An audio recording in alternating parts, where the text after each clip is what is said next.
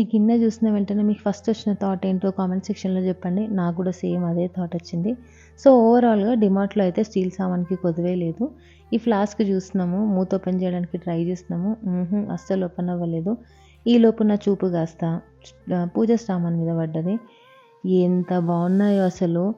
అయితే నాకు థాట్ ఏంటంటే, ఇంటికి తీసుకెళ్ళిన తర్వాత సేమ్ ఇదే కలర్ ఉంటాయా, లేకపోతే కలర్ చేంజ్ అవుతాయా? ఎవరైనా యూజ్ చేస్తే మాత్రం నాకు చెప్పండి.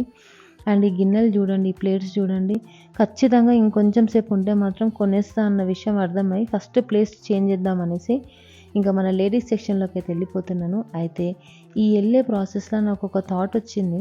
అంటే అనుకుంటున్నాను, డిమార్ట్లో ఇంత తక్కువ ఉంటే మరి బయట చైనా బజార్లో పూజ సామాన్ స్టోర్స్లలో వాళ్ళ బిజినెస్లు ఎట్లా నడుస్తున్నాయి అనిపించింది.